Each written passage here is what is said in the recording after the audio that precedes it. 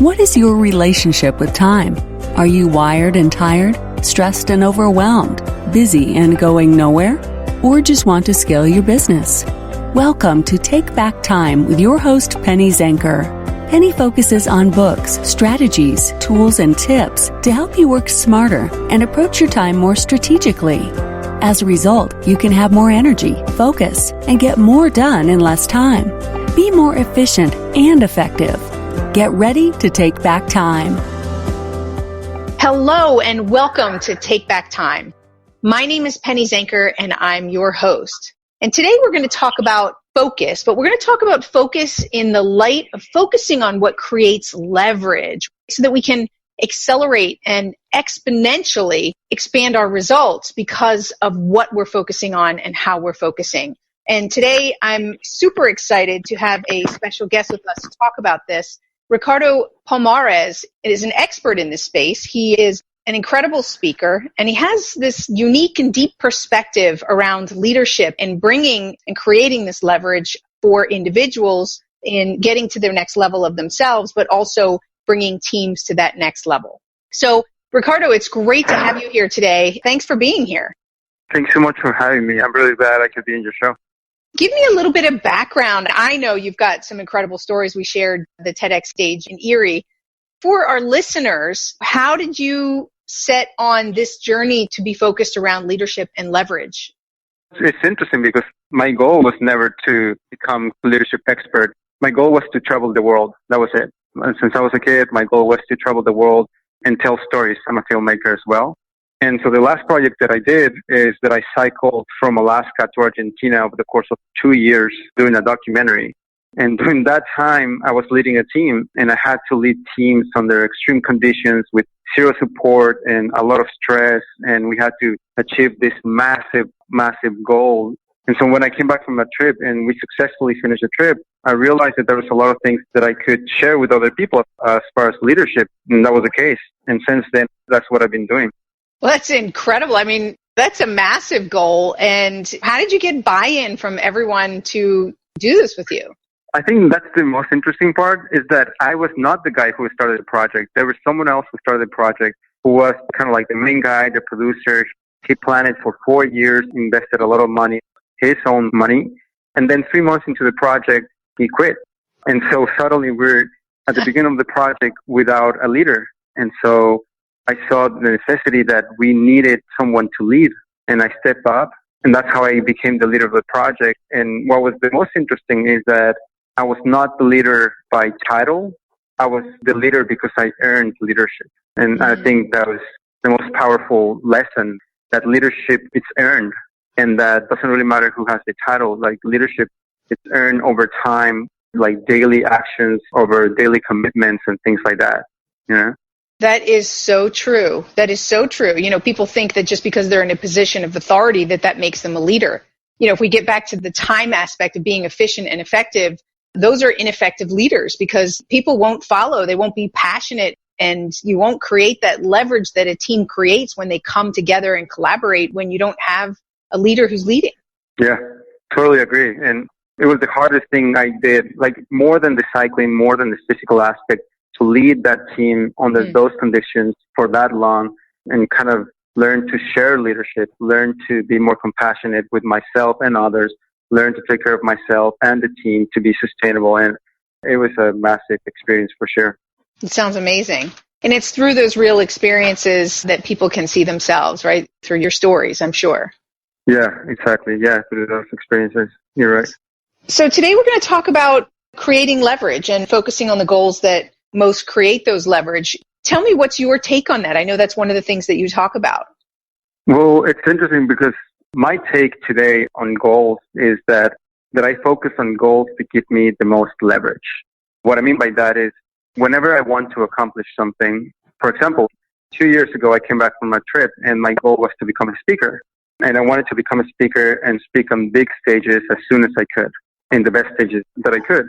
After researching a lot of different speakers, I realized that there were certain things that the main speakers were doing that kind of put them in the next level, if you will. Some of them had a book, some of them had a TED Talk, some of them had an amazing website and so forth.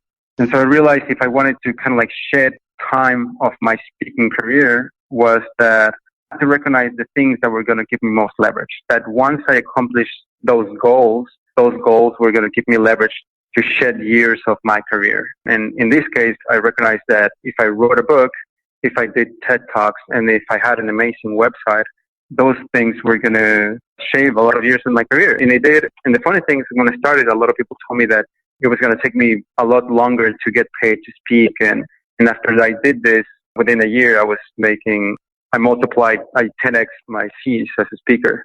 So that's kind of like the general idea of recognizing what are the goals that are actually going to give you more leverage so you can get to where you want to be.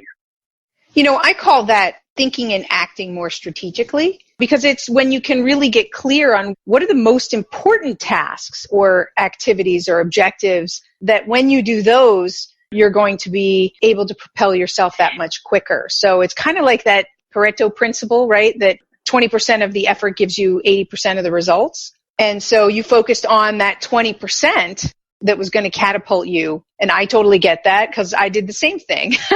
So we have a lot in common there, right? Cool.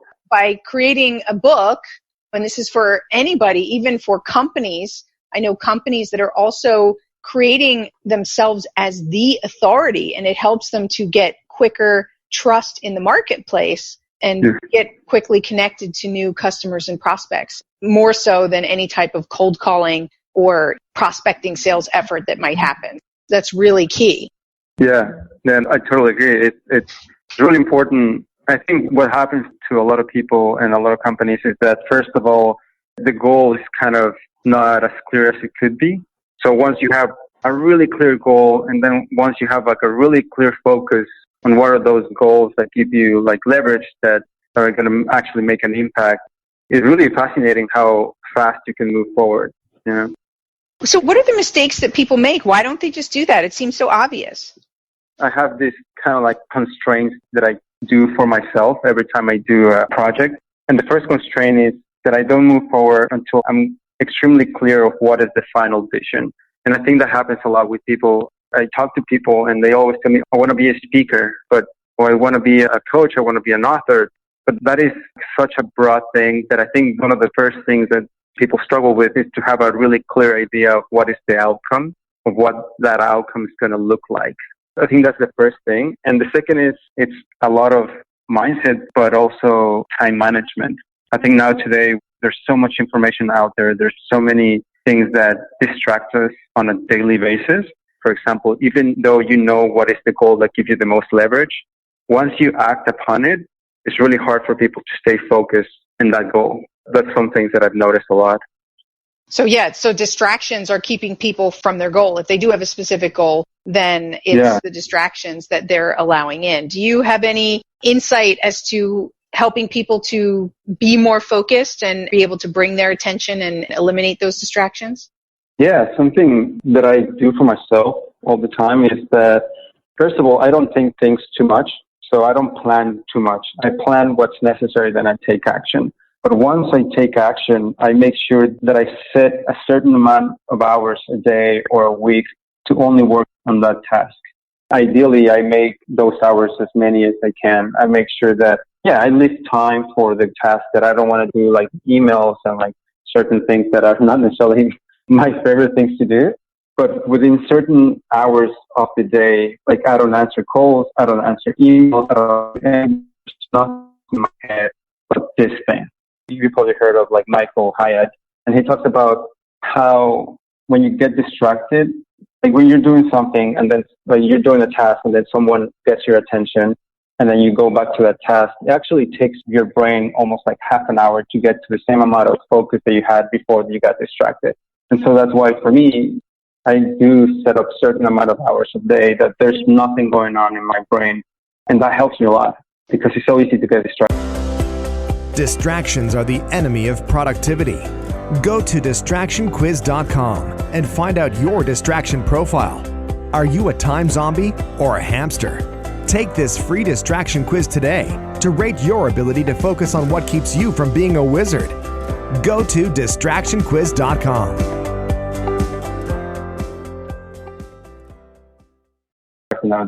It totally is.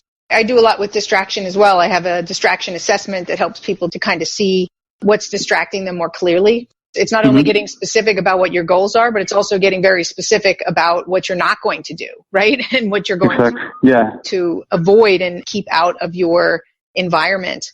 Yeah. But I do hear a lot of people saying, well, I work with clients and so I have to be available and I can't just block out time, or my job is different types of people who are interactive and they work in a matrix organization where a lot of people might come to them with different activities. What's your suggestion to somebody like that who feels like they can't block out hours of time? Yeah. Well, first of all, I think that part of it is just personal perception. I think you have to kind of create certain rules around how people work with you and how do you work with people. For example, I was talking to a friend and she has a wedding facility, right, the other day. And she was saying that she needs to be available to clients to speak because normally they're planning a wedding, they're really emotional, they kind of freaking out, they have a lot of stuff going on. And so if they contact her, she needs to be available all the time. Okay. And I thought, well, cool. But you still can kind of set up rules of engagement, if you will, and you can tell them, hey, you can send me the message. I promise you that every single day between this time and this time, I'm going to reply. Or if it's an emergency, just let me know. But if it's just a question that can be answered in the same day within certain hours, I'm going to answer those questions and things of that matter. Or I've seen people say, hey, tell to their teammates, don't contact me unless there's a problem that costs more than such and such money. If the problem costs less than $200, do not contact me. If it is more, contact me. Or certain things like that to create space for yourself, because it's so easy to be involved in everybody else's problems as well. And you have to really create space for yourself to be able to be productive, because at the end of the day, that's your role, Absolutely. I agree with you. I say the same thing. So I was just trying to see if I'm giving people, something else, if it makes sense outside, because of course they feel that it doesn't. And I think what you're saying is we have to set rules and boundaries, and it's not just at work, it's everywhere. We set them with our kids. We set them in our relationships. So why wouldn't we set them at work? Why would we coddle or baby our clients? I mean, if you're on the phone with one client, you're not going to be interrupted because another client is calling in and say, oh, hold on a second, I have to take this, right? You're going to give them your undivided attention during that period. So of course you can take undivided attention for other activities. And like you said, just set some rules and some communication to set expectations. Yeah, no, and totally agree. And you're right. It's the same that happens in personal relationships, in partners. If you realize that whenever you put those boundaries and those expectations in relationships, they grow healthier. And so it's the same process in clients or in work. It's exactly the same thing. Exactly. Yeah. And imagine that our relationship with time will grow healthier if we put more rules and boundaries in place around how we observe it and how we interact with others during that time. So absolutely. So what other things are key factors for creating leverage? I think it's the time, it's the focus, the energy, right? And so, for example, in my trip, I realized that, and I think it happens a lot with leaders, that we overwork. And I'll tell you a quick story. I was 3 months into the trip, and I was leading this thing, and I was giving my all, working as many hours as I could and just making sure that everything was right and all this stuff. And 3 months into the project, I realized, oh, that's it. There's nothing left inside of me. I'm burned out, and I still have 16, 18 months to go. There's no way I'm going to be able to do this, right? And so out of necessity, out of survival, I had to kind of change my perspective on leadership. And I realized that part of my job was taking care of myself. Part of my job was taking care of my energy. If I really wanted to be successful, as a leader and take this team to success, I needed to take time off. I needed to meditate. I needed to work out differently. I needed to write on a journal to release my emotions. There's certain mental, emotional, spiritual, physical health that I needed to do for myself so I can then come in my most powerful way. And that just gave me this idea of everything that I do in every part of my life has to be sustainable. And I ask myself that question in everything that I do. It's either working out, either on job, either in my relationship with my partner. Is this routine that I'm doing sustainable over time? I like that. And I understand that sometimes you have to push. Oh, sometimes you have to do the 16-hour days, and I understand that. But can you sustain your routine over a long period of time? Absolutely. That's a great question to constantly ask ourselves, because we want to be creating sustainable routines and processes that are going to serve us in the long term, right? That's what creates leverage, not burnout. Exactly. Yeah. And for example, I did that a couple of times in my life where I gave it my all. I ended up burning out. I sold everything that I had. I went travel for like 6 months, came back, started from scratch, did the same, burned out, and then did it again. And so I realized, like, I'm done starting my life from scratch over and over again. Right. That's the crash and burn cycle. Exactly. Yeah. And I was like, this can't be, And one of those trips that I took, I was living in a cabin in the middle of nowhere in Wales. And I was just taking time for myself and chopping wood and so forth. And I realized that the time of rest is as important, or maybe more important, than the time of action. The time of rest and recognizing what you did and what worked, what didn't work. Let your mind just like be at peace a little bit, and your body and all that stuff. And I came back and I realized that I was way better filmmaker by not working in film than when I was working in film. Yeah, I totally get that. I'm sure everybody can relate to the thing of when they're working so hard and they're trying to move something forward and they feel stuck. Then they go take a shower, or they just take their mind off of everything. Then all of a sudden the idea comes to them, right? When they're not doing the thing that they were doing to try to get that result. So I know that I've had that. I think it's really important. You said that time to rest is critical. And you mentioned in there, and I want to highlight this, is that you mentioned in there to also reflect upon what's working and what's not working. I was just in an interview myself recently, and I was talking about how we don't reserve that time to slow down so that we can actually reflect. So we're just stuck doing. And without that fast feedback, without that reflection, then it's like one step forward, 2 steps back. Yeah, I totally agree. And for example, nowadays, every week I sit down and I reflect in every area of my life. How did I do? Did I do good? Did I do bad? What I want to improve? What is the one thing that I can do to make it better? Things like that. And it takes time, but then it's really powerful. It's really fulfilling, and it's really enlightening to realize, man, like I'm really understanding how I operate. The most powerful thing that I've done lately is really trying to understand how I think, how I operate, what are my patterns, and good or bad, just because now I know how to work. Now I know how to create leverage for myself on myself, Totally. So what would be your parting words to the listeners today? What do you want to leave them with? What important nugget? I think the most important that has been a lot in my mind lately is that you have your own answers, right? There's all the tools out there. They work if you do them. I was talking to people about the program that I'm doing, and I was telling them the reality is that there's a lot of tools out there that work. There's a lot of programs that work. And actually, if you take action, they all work. Some better than others, but they all work, right? Mm-hmm. And so there's one thing, two things. What are you committed to is the things that are going to work, right? Whatever you're committed to take action, whatever you're committed to grow in your life, that area is going to grow.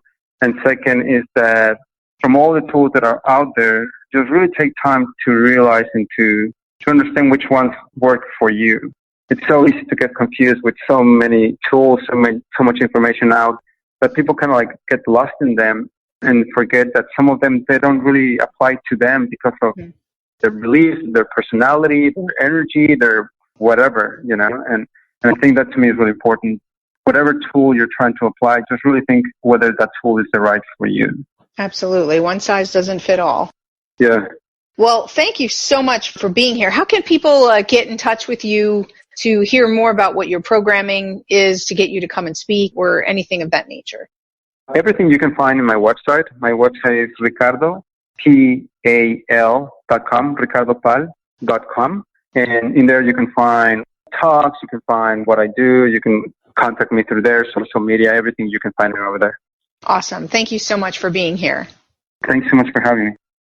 Today, we talked about 3 important things. We talked about setting really clear and specific goals, because that is your first thing in creating leverage. Number 2 is creating rules and boundaries to enable you to manage your time better. And number 3 is to put yourself first and manage your energy, because you're setting the example and the pace, and it has to be sustainable. So those are the 3 takeaways from today. And we want to thank you all for being here. My name is Penny Zanker, and this is Take Back Time. We'll see you in the next episode. Thank you for listening. Today's topic is another opportunity for you to put the knowledge you learned into practice. Tune in again next week for more strategies that will help you have more energy and focus to get more done in less time, so you can continue to take back time.